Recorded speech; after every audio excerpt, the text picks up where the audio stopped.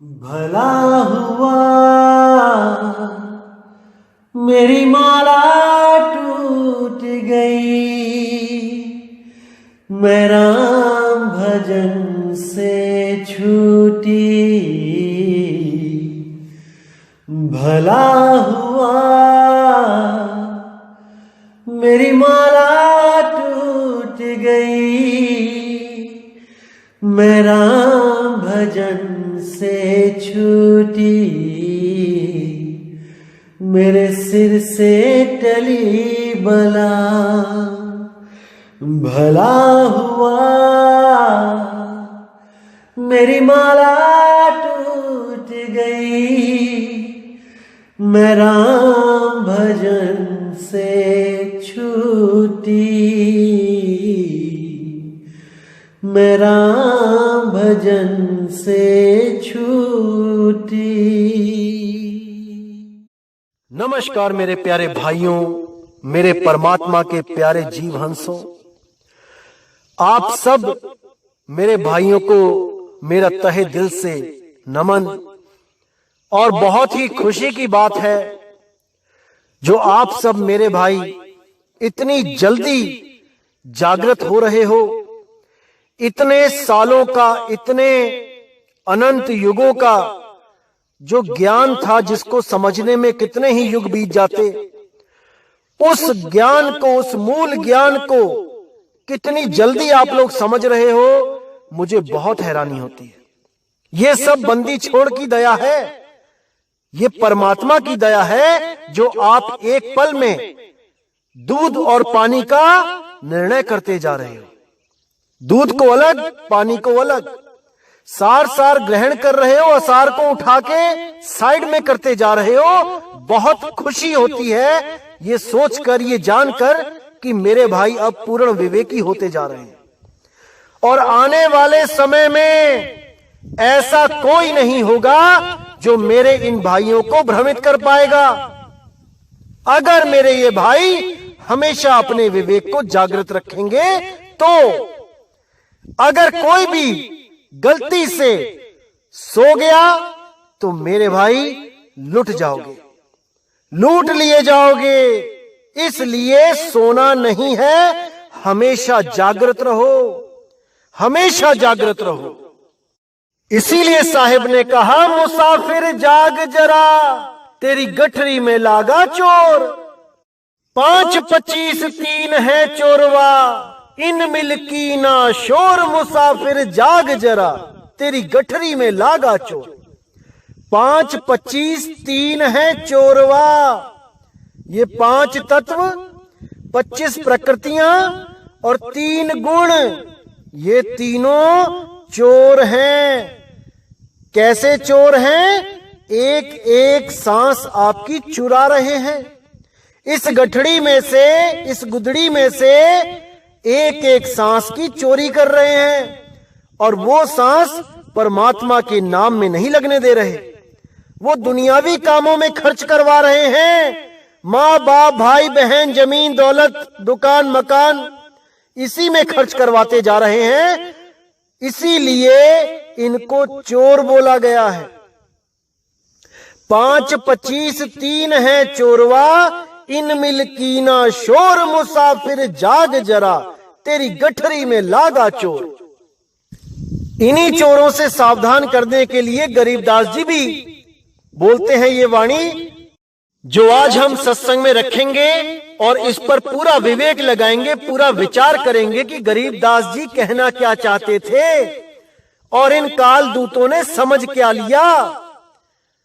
तो क्या कहती है वाणी? हरि का भजन करो रे प्राणी, ताते सुनो शब्द सहदानी। यानी हे जीव, हरि का भजन कर। ये सांसें तुझे गिन के मिली है, कभी भी तेरी सांसें खत्म हो सकती हैं। इससे पहले कि ये सांसें खत्म हो जाएं, उस हरि को भजले मेरे भाई, भजले। और किस हरि को? किसी मंदिर मस्जिद गुरुद्वारे में जाने की जरूरत नहीं है। उस हरि को भजले जो तेरे घट में विराजमान है। शरीर घट में नहीं, आत्म घट में, क्योंकि शरीर घट में कौन विराजमान है? वहां पर गणेश, ब्रह्मा, विष्णु, महेश, शेरावाली और ये मन निरंजन काल, ये सब शरीर घट में विराजमान है। ये सब वहां के धनी हैं। और जो आत्म घट है उसका धनी है शब्द गुरु। तो इन दोनों में निबेड़ा कर ले कि कहां जाना है। अगर शरीर में जाएगा मेरे भाई तो जन्मों जन्म तक भटकता रह जाएगा, कोई रास्ता नहीं मिल पाएगा बाहर आने को। इसी काया में तेरा अंत हो जाएगा, भटकते भटकते दूसरी काया में पहुंच जाएगा। इस शरीर से निकल जाएगा और अगले गर्भ में उस सूक्ष्म शरीरों के द्वारा उस गर्भ जून में चला जाएगा। और इस दुनिया का कोई भी गुरु आपको नहीं बचा पाएगा, क्योंकि आप देही गुरु की शरण में हो। जब तक आप देही गुरु की शरण में हो, आप सुरक्षित नहीं हो। कोई गुरु आपको उस काल भगवान से नहीं बचा पाएगा, क्योंकि उससे बचाने वाला केवल एक ही गुरु है, वो है बंदी छोड़, वो है परमपिता परमात्मा, वो है शब्द गुरु। जब तक शब्द गुरु से आपकी सुरती अटैच नहीं हुई, तब तक आपको बचाने वाला इस कुल कायनात में कोई नहीं मेरे भाई, कोई नहीं। इसीलिए गरीबदास जी कह रहे हैं, हरि का भजन करो रे प्राणी, ताते सुनो शब्द सहदानी। यानी जब हरि का भजन आप करोगे, यानी उस शब्द गुरु का सिमरण करोगे, तब आपको क्या मिलेगा? ताते सुनो शब्द सहदानी। सहदानी मतलब निशानी। तब आपको एक शब्द की निशानी बताई जाएगी गुरु के द्वारा कि वो शब्द कैसा है जिसको प्राप्त करके हमारा जन्म मरण खत्म हो जाएगा। क्योंकि शब्द तो बहुत सारे हैं, कौन सा शब्द है जिससे मुक्ति होगी ये कोई नहीं जानता। कोई 3 लोग का सुन शब्द लेके आया है, झिंगुर की आवाज वाला, कोई घंटे लेके आया है, कोई बीड़ा सुना रहा है, कोई बांसुरी सुना रहा है, कोई ढोलक तबला नगाड़े सुना रहा है। इन किसी भी शब्द से मुक्ति नहीं होने वाली। वो शब्द अखंड शब्द है, उसी के द्वारा मुक्त हो सकता है ये जीव, अन्यथा कदापि नहीं, कदापि नहीं। अब कहते हैं, सहदानी पद पारख ले रे, अकल अखंडत गाजे, अविगत रूप स्वरूप दरस कर, जरा मरण भय भागे। यानी उस निशानी का, उस पद का परख कर ले रे भाई, उसको परख ले अच्छी तरह कि वो कौन सा शब्द है। अकल अखंडत गाजे, अकल, अकल का मतलब होता है जब कल के आगे आ लगा दिया तो अकल। कल का मतलब होता है आने वाला कल या बीता हुआ कल।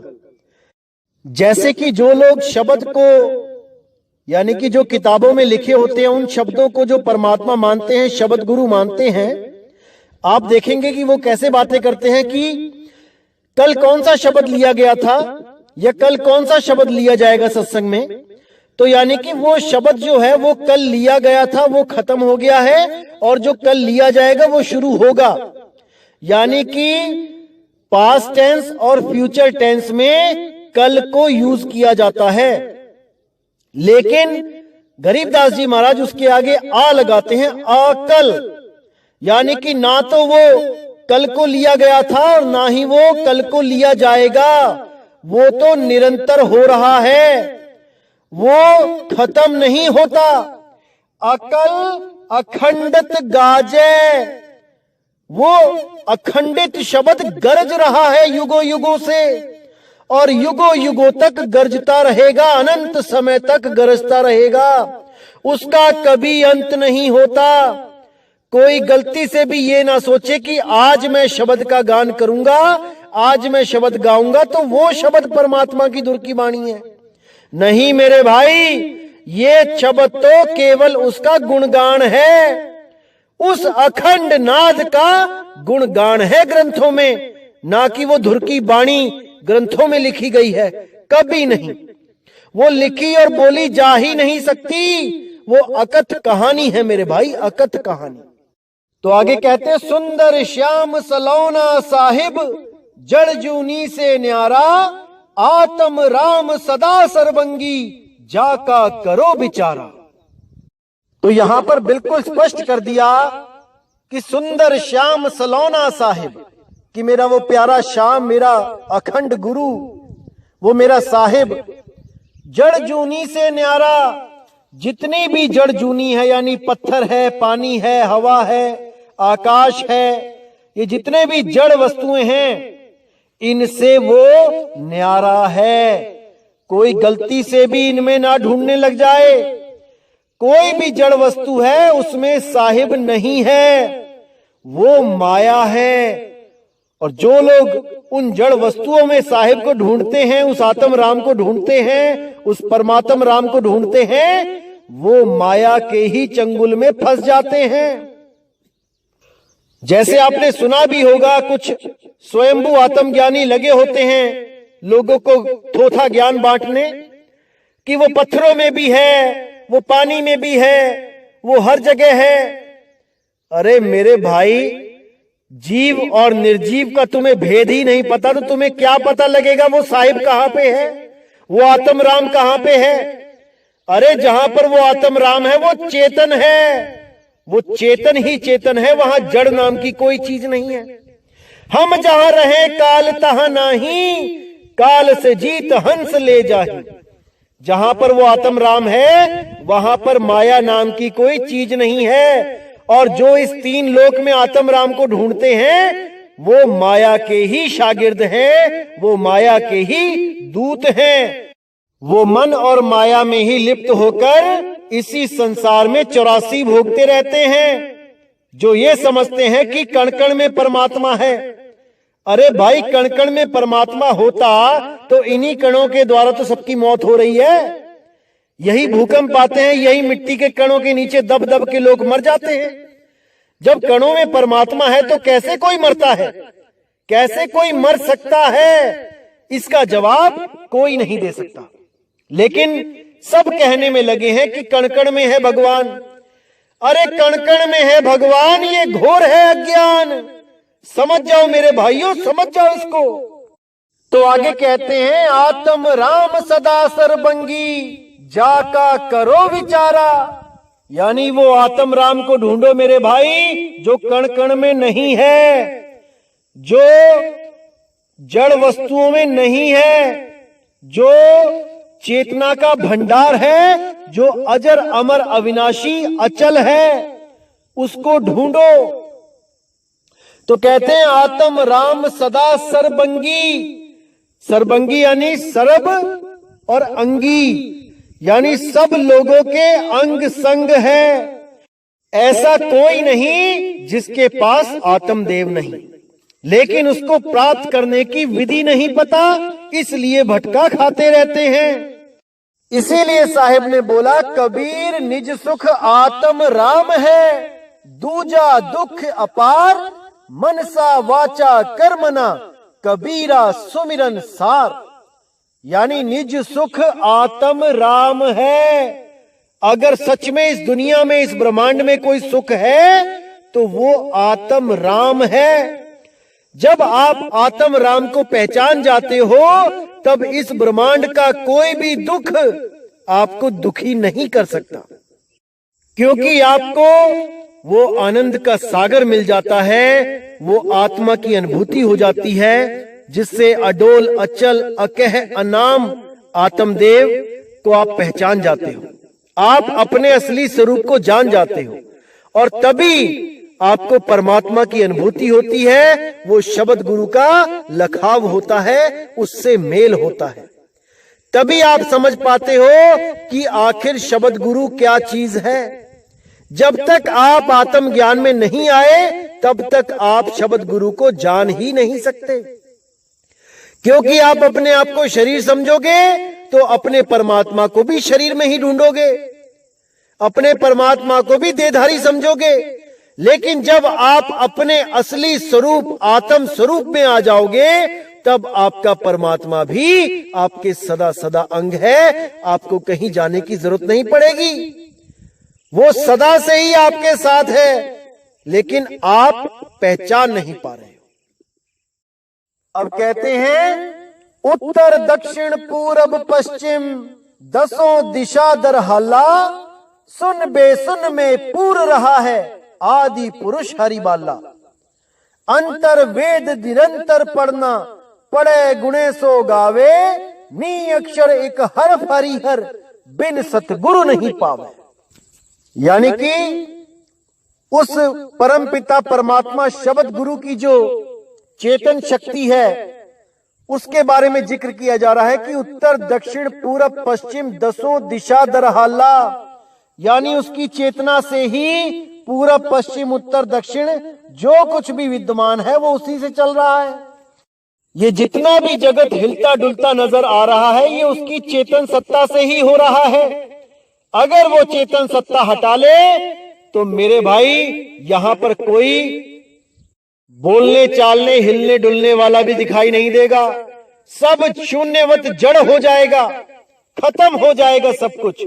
जैसे सूरज एक जगह स्थिर है और उसकी रोशनी दसों दिशाओं में प्रकाश करती है, ऐसे ही शब्द गुरु अपने स्थान पर होता हुआ हर जगह हर सृष्टि को चला रहा है, उसी को शक्ति दे रहा है, उसी की वजह से सब कुछ चलता नजर आ रहा है। सबका मूल वो शब्द गुरु ही है, और ये सब केवल सुरती की वजह से होता है। जितने भी शरीर चल रहे हैं ये सब सुरती की वजह से चल रहे हैं। यही सुरती जब घूम के उस शब्द गुरु में समा जाए तो ये सारे शरीर ये सब के सब यहीं पड़े रह जाएंगे। इन शरीरों से हमेशा के लिए सुरती हट जाएगी, ये जीव मुक्त हो जाएगा, वो अनंत में समा जाएगा, उसको दोबारा कोई जन्म मरण में डालने वाला पैदा नहीं होगा। इसीलिए बोला, सुरत समाए शब्द में वाको काल न खाए, जाप मरे अजपा मरे अनहद हु मर जाए। तो आगे कहते हैं, अंतर वेद निरंतर पढ़ना, पढ़े गुने सो गावे, नी अक्षर एक हरफ हरिहर, बिन सतगुरु नहीं पावे। यानी अंतर वेद निरंतर पढ़ना, यानी उस वेद के पढ़ाई की बात हो रही है जो निरंतर पढ़ना पड़ेगा, जिसको वो निरंतर हो रहा है, वो पढ़ना नहीं पड़ेगा हमें बाहर जैसे हम वेद पढ़ते हैं 1 घंटा 2 घंटा, उसके बाद किताब बंद करके रख दी। ये अंतर वेद निरंतर पढ़ना, पढ़े गुणे सो गावे, जो उसको पढ़ लेगा गुण लेगा वही गा पाएगा उसकी महिमा, क्योंकि वो कोई अक्षर नहीं है जो बाहर संस्कृत अक्षर में वेद बनाए गए हैं, वो नी अक्षर है भाई। तो आगे कहते हैं, नी अक्षर एक हरफ हरिहर, बिन सतगुरु नहीं पावे। यानी कि वो जो नी अक्षर है वो कोई अक्षर नहीं है, वो स्वयं हरिहर है। साफ लिखा है, नी अक्षर एक हरफ हरिहर। हरफ का मतलब होता है अविनाशी अक्षर, यानी नी अक्षर स्वयं एक अविनाशी अक्षर परमात्मा है, हरिहर है। बिन सतगुरु नहीं पावे, उस आदि अक्षर उस परम अक्षर को कोई प्राप्त नहीं कर सकता। सबके सब इन्हीं 52 अक्षरों में उलझ जाते हैं। इसीलिए मदन साहब ने बोला, सोई गुरु पूरा कहावे, 2 अक्षर का भेद बतावे, एक छुड़ावे एक लखावे, तब प्राणी निज घर को जावे। जब तक 2 अक्षरों का भेद बताने वाला गुरु आपको नहीं मिला, तब तक आप जन्म मरण में ही पड़े रहोगे। कोई आपको बचाने वाला कुल कायनात में नहीं होगा, वही बचा पाएगा जो आपको 2 अक्षर का भेद भली भांति समझा दे। एक अक्षर ये 52 अक्षर और दूसरा अक्षर वो आदि अक्षर। 52 अक्षर संग भुलाना, आदि अक्षर का भेद न जाना। तो इसीलिए मेरे भाई 52 अक्षरों से प्रेम करना छोड़ दो, उस आदि अक्षर से, उस परम अक्षर से, उस अक्षरातीत से, उससे प्रेम करो, तब मेरे भाई बात बनेगी, अन्यथा 84 में ही जाना पड़ेगा। अब कहते हैं जाता दर्शन कल्प किदारम शिव ब्रह्मादिक ध्याना 100 करोड़ी रामायण पढ़िया बाँचे अक्षर ज्ञाना। यानी जिसका दर्शन, जिसकी अनुभूति होने पर कल्प केदारम यानी कल्पों केदारनाथ के दर्शन हो जाएं। लोग 1-2 बार जा पाते हैं पूरे जीवन में, ज्यादा से ज्यादा 5, 7, 10 बार जाते हैं, लेकिन यहाँ पे कल्पों केदारम के दर्शन वो भी बराबरी नहीं कर सकते उस शब्द गुरु के एक क्षण के दर्शन के सामने। एक पल के लिए अगर वो शब्द गुरु प्रकट हो गया, उसके दर्शन के बराबरी कोई नहीं कर सकता। कल्पों बार ब्रह्मा विष्णु महेश के दर्शन कर लो, एक पल सतगुरु के दर्शन हो जाए, उस शब्द गुरु के दर्शन हो जाए, उसकी कोई बराबरी नहीं कर सकता। इतनी बड़ी महिमा है उस शब्द गुरु की कि एक पल भी अगर आपके पास वो प्रकट हो गया तो अनंत अनंत युगों का जो भय है, अनंत युगों की जो प्यास है, वो सब खत्म हो जाती है।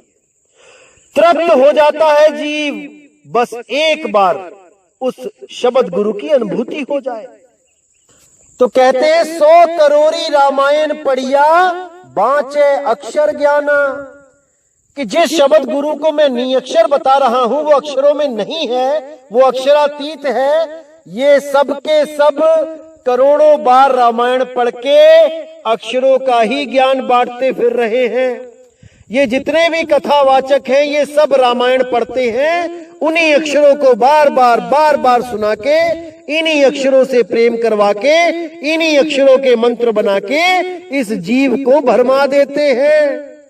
क्योंकि वो असली अक्षर अक्षरातीत है, वो अक्षर से न्यारा है, वो 52 अक्षरों से जुदा है। लेकिन उसके भेद को कोई बिरला संत ही जानता है, इसलिए वो ज्ञान सदा सदा गुप्त रहता है। और ये अक्षरों की दुकानें ये हमेशा ही इस 3 लोक में सजी रहती हैं। कहीं भी चले जाओ ये गुरु आपको अक्षर ही पकड़ा देते हैं, क्योंकि नी अक्षर का ज्ञान इनके पास नहीं है, नहीं है, नहीं है। ये लोग ज्यादा से ज्यादा क्या कहेंगे कि श्वासों का जाप कर लो, श्वासों में सोहंग सोहंग कर लो, श्वासों में कोहंग कोहंग कर लो, या कान बंद करके अनहद नाद सुन लो, या कोई मंत्र जपते जपते जपते जपते सुन्न अवस्था में चले जाओ, वहां आपका सारा शरीर सुन्न हो जाएगा, आपको अनुभूति नहीं होगी कि आप शरीर हो। ऐसे ही भरम जालों में ये उलझाते रहते हैं और लाखों करोड़ों जीव इनकी बातों से बहकर अपने जीवन को बर्बाद करके चले जाते हैं। लेकिन सतगुरु सीधा कहते हैं कि अक्षर ज्ञान गलत है भाई। साफ कह दिया उन्होंने कि जो अक्षर का ज्ञान है, जो 52 अक्षरों का ज्ञान है, कोई भी मंत्र कोई भी जाप है, वो गलत है भाई, गलत। अच्छी तरह समझ लो इसको, आंखें खोल के देख लो इसको, इससे ज्यादा स्पष्ट कोई वाणी नहीं बोल पाएगी। अक्षर ज्ञान गलत है भाई, नी अक्षर निस्तारा, शंख कमल दल कल अजरावर, सकल रूप से न्यारा। यानी अक्षरों से परे जो नी अक्षर ज्ञान है वही निस्तारा, वही निस्तार कर सकता है आपका, वही आपको जन्म मरण से मुक्त कर सकता है। नहीं तो ये सब अक्षर आपको बंधन में डालेंगे, अगले जन्म का कारण बन जाएंगे। इसीलिए बोला है कि अक्षर ज्ञान गलत है भाई, नी अक्षर निस्तारा, शंख कमल दल कल अजरावर, सकल रूप से न्यारा। कि ये जो कमलों की साधना कराने वाले हैं, 2 दल कमल, 4 दल कमल, 6 दल कमल, 8 दल कमल और ये सहस्रार कमल, इन कमलों तक पहुंचाकर, इन कमलों के चक्कर लगवाकर जो परमात्मा की प्राप्ति की बातें करते हैं उनके लिए बोला गया है कि शंख कमल दल। जिस परमात्मा की मैं बात कर रहा हूं वो शंख कमल दल, यानी वो इस शरीरों के कमलों की बात नहीं हो रही है, वो सुरती कमल से भी आगे की बात हो रही है कि वहां पर शंख कमल, यानी तुम्हारे ये 2, 4, 8, 15 से बात नहीं बनने वाली। वो शंख कमल दल का मालिक है, वो अखंड ब्रह्मांड का मालिक है, वो शब्द गुरु है। उसको पाने के लिए नी अक्षर का ज्ञान प्राप्त करना ही होगा, तभी आप वहां तक पहुंच सकते हो, नहीं तो इन्हीं 3 लोक में अक्षर ज्ञान के द्वारा धक्के खाते रहोगे। तो साफ बोल दिया है, शंख कमल दल कल अजरावर सकल रूप से न्यारा, यानी सकल रूप, जितने भी रूप इस दुनिया में हैं, जितने भी रूप आप कल्पना कर सकते हो, उन सबसे न्यारा, उन सबसे न्यारा। जो लोग अपने अपने गुरु को परमात्मा मानकर बैठे हैं और सोच रहे हैं कि परमात्मा उनके गुरु के रूप में आएंगे, ये सब भरम जाल है मेरे भाई। वो सब रूपों से न्यारा है, वो शब्द गुरु है मेरे भाई, शब्द गुरु। वो कोई देह गुरु नहीं है, नहीं है, नहीं है।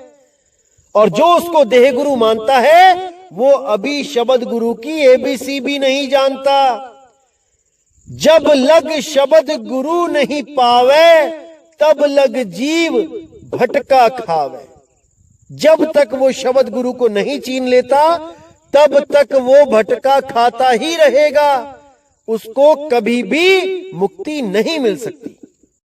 तो मेरे भाई, आज के सत्संग से पूरा विवेक जगा लो और समझ जाओ कि अक्षर ज्ञान गलत है भाई, वो अक्षरों का ज्ञान गलत है। अगर कोई भी गुरु आपको अक्षरों का ज्ञान देता है कि आ जाओ हमसे मंत्र ले लो, आ जाओ हमसे मंत्र ले लो, इन अक्षरों के द्वारा बनाए गए मंत्र ये सब गलत ज्ञान है, इनसे बच के रहो मेरे भाई। अब कई कालदूत जो बैठे हैं 12वें पंथ के जो शिष्य हैं, वो क्या भ्रम पैदा कर रहे हैं दुनिया को कि ओम एक अक्षर है, सोहंग एक अक्षर है। जो 2 अक्षर की बात कही है कबीर साहब ने, वो ओम और सोहम की बात कही है। ऐसा भ्रमित कर रहे हैं ये लोगों को, अपने ही गुरु भाइयों को भ्रम में डालकर उनका शोषण करना चाहते हैं। इन लोगों से बच के रहो मेरे भाई। ओम अक्षर नहीं है, ओम शब्द है। सोहम अक्षर नहीं है, सोहम शब्द है। ये लोग गीता का ज्ञान बता के कि गीता में ओम एकम मम अक्षरम लिखा है, यानी ओम अक्षर है, ये सिद्ध करने में लगे हैं। तो मेरे भाई, वो गीता का ज्ञान है, वो कबीर ज्ञान नहीं है। आओ देखें कबीर साहब क्या बोलते हैं कि सोहंग अक्षर है कि सोहंग शब्द है। गरीबदास जी कहते हैं, सोहंग शब्द हम जग में ले आए, सार शब्द हम गुप्त छुपाए। यहां पे सोहंग शब्द बोला है, सोहंग अक्षर नहीं। यही कबीर साहब ने बोला, सोहंग शब्द निरक्षर वासा, ताही भिन्न कर जपिए दासा। तो वहां पे कबीर साहब ने सोहंग को शब्द बोला है, अक्षर नहीं। अरे अभी ये लोग अक्षर और शब्द में ही उलझे पड़े हैं कि इनको यही नहीं समझ आ रहा है कि अक्षर किसे कहते हैं, शब्द किसे कहते हैं। दोनों का यही हाल है, गुरु का भी और चेलों का भी। अरे मेरे भाई, दोबारा से बैग उठाओ और पहली दूसरी कक्षा में जाके पढ़ाई शुरू करो। वहां टीचरों से पूछो, नया गुरु बनाओ, तब समझ में आ जाएगा कि अक्षर और शब्द में क्या फर्क होता है। अभी तुम्हारे खेलने खाने के दिन हैं, जिसको यही नहीं समझ में आ रहा है कि अक्षर और शब्द में क्या फर्क है, वो दुनिया को क्या ज्ञान बांटने चला है। समझ जा मेरे भाई, समझ जा, अभी समय है। वो काल जब आएगा तो ये नहीं पूछेगा कि अक्षर जपा था कि शब्द। ऐसी दुर्गति होगी कि समझ नहीं पाएगा कि हो क्या रहा है मेरे साथ। इसीलिए अभी समय है, कबीर साहब के मूल ज्ञान को समझो और बाकियों को भी समझाओ। यही हमारा फर्ज है कि हम अपने परमपिता परमात्मा की वाणियों को सही से समझें और उसको आगे समझाएं, ताकि किसी भी मेरे भाई का कभी अनहित ना हो, वो इस जन्म मरण के जंजाल से निकल जाए। कोई भी मेरा भाई यहां फंसा ना रहे, यही हमारे जीवन का एकमात्र लक्ष्य होना चाहिए। तभी हम समझ पाएंगे कि हमने इंसान जन्म में आके कुछ प्राप्ति करी है, कुछ हमने यहां पे कमाया है। नहीं तो पैसा कमा के बैंकों में डाल के करोड़ों रुपए यहां से कई निकल लिए, एक पैसा भी नहीं खर्च कर पाए। ऐसे ऐसे भी बैठे हैं जो केवल तिजोरियां ही भरते रहे और सारा माल खजाना उनके रिश्तेदारों ने लूट के खा लिया। सारी जमीनें जायदादें उनके रिश्तेदारों ने वापस में बांट ली। जिन रिश्तेदारों को कभी 100 रुपए नहीं दिया, उनके लिए करोड़ों रुपए का बैंक बैलेंस छोड़ गए। तो मेरे भाई, सबको परमात्मा ने बुद्धि दी है, सबको विवेक दिया है। अपना अपना विवेक लगाओ। देखो कि बंदी छोड़ क्या कहना चाहते हैं, गरीबदास जी क्या कहना चाहते हैं, नानक जी क्या कहना चाहते हैं। और जब ये अंदर से आपको विश्वास हो गया, जब आपने वाणियों को समझ लिया, तो आपको किसी से पूछना नहीं पड़ता कि क्या मैंने सही समझा या गलत समझा। जब अंदर से विवेक जाग जाता है, वो स्वयं में ही पूर्ण हो जाता है। इसीलिए मैं अरदास करूंगा परमात्मा से कि आपका विवेक जागे और आप हमेशा के लिए जन्म मरण से मुक्त हो जाएं। उस सार शब्द को प्राप्त करें और गुरु की सेवा में तन मन धन अर्पण करें, ताकि आपका जो देह अहंकार है वो खत्म हो जाए। क्योंकि हम नाम लेकर भी अगर गुरु की सेवा नहीं करते हैं, तो ये देह अहंकार कभी खत्म नहीं हो सकता। जब तक हमने सेवा में तन मन धन नहीं लगाया, तब तक हम कभी मुक्त नहीं हो सकते। ये देह अहंकार कभी खत्म नहीं हो सकता। इसको अच्छी तरह समझ लो। तन मन धन लगाना ही पड़ेगा, तभी बात बनेगी मेरे भाई, तभी बात बनेगी। तो इसी के साथ दोस्तों मैं सत्संग समाप्त करता हूं और बहुत ही जल्दी अगला सत्संग आपके सामने रखूंगा, ताकि आप सब मेरे भाई और विवेकी हो सकें और सत्य को जान सकें और सत्य से प्रेम करके एक दिन यहां से भव बंधन से मुक्त हो सके। तो इसी के साथ मुझे इजाजत दें। जय गुरु बंदी छोड़ वैराग साहिब, जय गुरु बंदी छोड़ साधु शरण साहिब, जय गुरु बंदी छोड़ बाबा गरीबदास जी, जय गुरु बंदी छोड़ बाबा नानक जी, बाबा अंगद देव जी, बाबा मदन साहिब जी। जय जय सतगुरु बंदी छोड़ सतगुरु सत्य कबीर साहिब की सदा ही जय हो, सदा ही जय हो मेरे मालिक की साहिब बंदगी सतनाम।